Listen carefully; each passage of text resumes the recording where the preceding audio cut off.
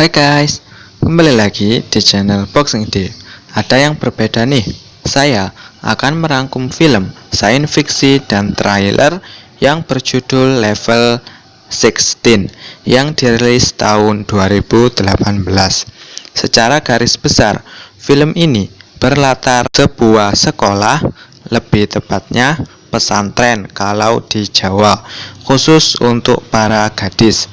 Setiap gadis akan melewati level 1 sampai 16 dan level 16 adalah level puncak. Setelah itu, gadis-gadis itu bisa lulus dan boyong dari sekolah itu. Namun, dalam film ini suatu kejanggalan terjadi ketika sang pengasuh selalu memberikan vitamin yang tidak jelas asal-usulnya. Tanpa basa-basi lagi, monggo disimak ceritanya. Namun sebelum lanjut, jangan lupa ditekan dulu like, komen, dan subscribe-nya. Dengan begitu, kalian telah membantu saya mengembangkan channel yang sederhana ini menjadi channel yang luar biasa. Scene diawali di level 10. Vivin dan Sofia berbincang tentang masa depannya ketika lulus dari asrama. Anak-anak itu berbaris mencuci muka dan diawasi kamera. Namun botol Sofia jatuh. Vivin menolongnya. Sedangkan itu giliran Vivin mencuci muka. Ia terlambat. Penjaga pun menyeret Vivin untuk dihukum. Film pun dimulai. Di level 15, gadis-gadis itu mendapat pelajaran melalui televisi. Di malam hari, mereka tidur di ranjang masing-masing. Hari berikutnya, Mama Brixil mengumumkan para gadis akan naik ke level 16. Kamar mereka pun diacak. Rita, Ava, dan Vivin mendapat kamar Rose Hall. Mereka disambut penghuni lainnya. Ternyata di situ ada Sofia. Vivin dendam kepada Sofia karena kejadian di intro tadi. Vivin pun diangkat sebagai pemimpin kamar itu. Mereka mengantri minum vitamin. Gadis-gadis itu makan bersama. Tiba-tiba lampu mati, tetapi tidak ada apa-apa. Vivin melihat Sofia berperilaku aneh. Sofia mengajak bicara Vivin, namun responnya tidak baik. Mama Brixil memberikan gaun untuk masing-masing gadis. Vivin memajang gaunnya. Semuanya pun tidur. Keesokan harinya, Sofia kembali mendekati Vivin, namun responnya juga tidak enak. Sofia menyuruh agar Vivin tidak minum vitamin. Diam-diam, Vivin menuruti perkataan Sofia. Ia membuang vitamin itu ke WC. Malam harinya, semua tertidur. Ternyata hanya Vivin dan Sofia yang terbangun. Sofia berkata, penjaga akan datang. Benar saja, Mama Brixil memilih Vivin dan Olivia. Vivin dibawa ke ruang promosi. Kemudian datanglah Pasutri yang mengamati mereka. Si istri berkaca melihat wajah keributnya. Dari sini, sedikit demi sedikit mulai terungkap. Vivin dikembalikan ke kamar, sedangkan Rita dibawa Mama Brixil. Sofia mengajak kabur, namun Mama Brixil membawa Sofia. Vivin berupaya keluar. Ia hampir ketahuan Mama Brixil. Vivin berupaya membuka pintu Rose Hall, namun ia kembali ke kamar. Sofia dikembalikan. Ia mengatakan jalan sudah tertutup. Vivin diperiksa kesehatannya oleh Dr. Miro. Ia menyuntikkan vaksin kepada Vivin. Vivin juga mengeluhkan kudis di punggungnya. Dr. Miro pun memberikan salep di kudis itu. Kegiatan berlanjut menonton film.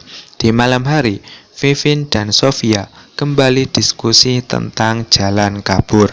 Sofia mengetahui satu-satunya kunci membuka pintu utama adalah kartu yang dibawa pengurus asrama. Vivin pun mendatangi Dr. Miro. Intinya, Vivin ingin mengetahui apakah kartu itu benar-benar berfungsi sebagai kunci. Ia pun bicara basa-basi. Ketika makan, Veronica muntah.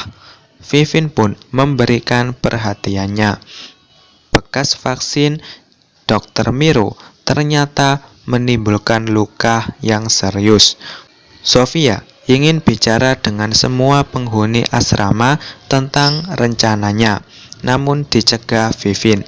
Kegiatan kembali menonton film. Vivin terlihat senang. Dr. Miro terus memberi perhatiannya kepada Vivin, semakin menarik. Vaksin pun diberikan lagi. Vivin tidak bisa menolak dan terpaksa memberikan lengannya. Seketika, penglihatan Vivin kabur. Ia terlihat linglung. Vivin yang menjahit baju didatangi Sofia. Mereka kembali membahas jalan keluar. Mereka sedikit beradu argumen. Hal ini dianggap kelakuan kotor. Ava dan Rita melaporkan tindakan Vivin kepada penjaga. Semuanya dikumpulkan. Mama Brixil pun mengurung Vivin di kurungan sempit. Ia ditinggalkan sendirian. Mama Brixil kembali ke ruangannya. Ternyata ia bersekongkol dengan Dr. Miro. Mereka menginginkan sesuatu yang lebih kepada para anak asuhnya. Di kamar, terlihat penjaga yang ingin menodai salah satu gadis. Namun, Sofia nekat menyerangnya. Sofia bertarung jatuh bangun hingga ia menabokkan gagang pintu serta mendapatkan kartunya. Sofia berniat membebaskan Vivin, namun ia sudah berlumuran darah dan memiliki rencana lain. Mama Brixil mengumpulkan semua gadis untuk diadili karena perbuatan Sofia. Sofia memang menyerahkan diri, namun kartunya belum dikembalikan. Karena tidak ada yang mengaku sebagai pendukung Sofia, Dr. Miro mengambil paksa Rita untuk dihukum. Mama Brixil memastikan semua anak asuhnya minum vitamin, terutama Vivin. Di malam hari, Vivin berusaha keras agar tidak tidur. Ia mengobrak-abrik kasurnya dan menemukan kartu itu. Inilah rencana baru Sofia. Vivin membuka pintu dengan kartu itu. Ternyata tidak bisa. Ia mencongkel engsel pintu dengan kartu itu. Ternyata berhasil.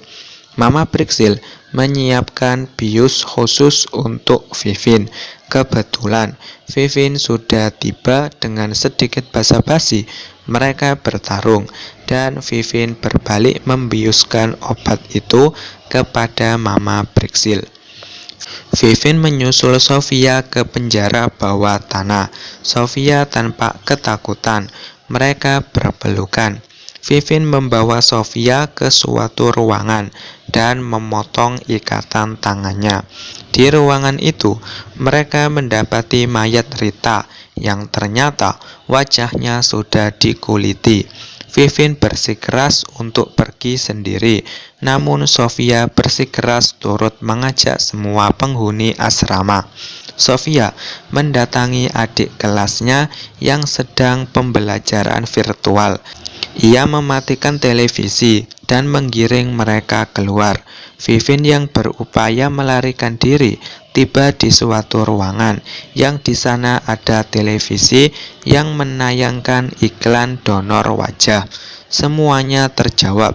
Inilah tujuan asrama itu. Sofia menjelaskan kedok asrama itu kepada seluruh adik kelasnya.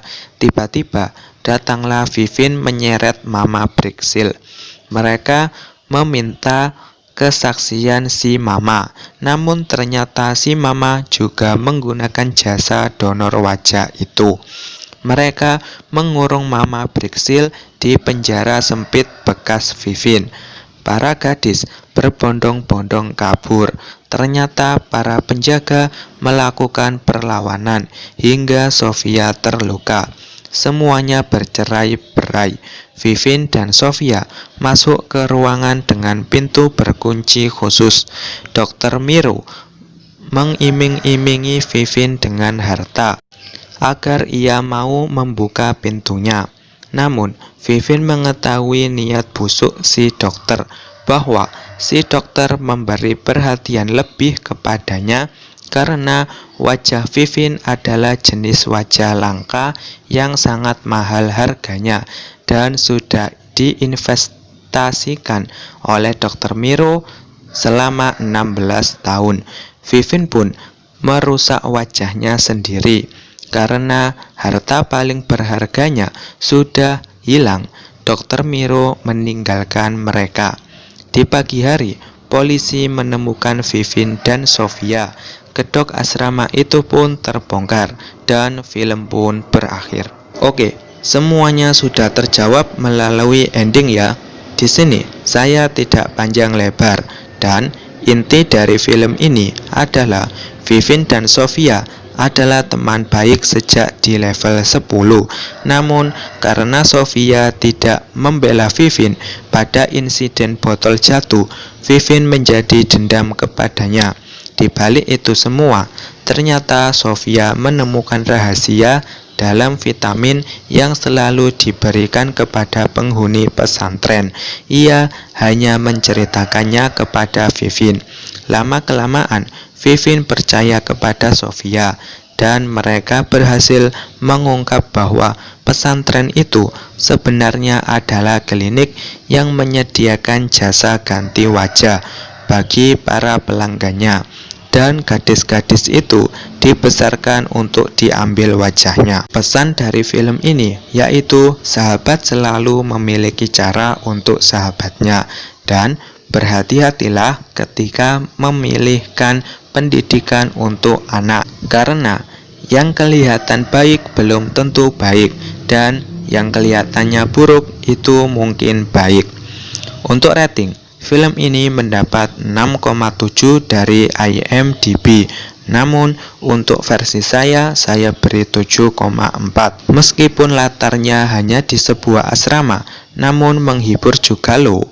Oke, sampai di sini rangkum film level 16 dari saya. Yang mau full movie-nya, cek kolom komentar. Jangan lupa gunakan jempol-jempol kalian untuk meninggalkan saran, kritik, atau request film kesukaan kalian. See you next video.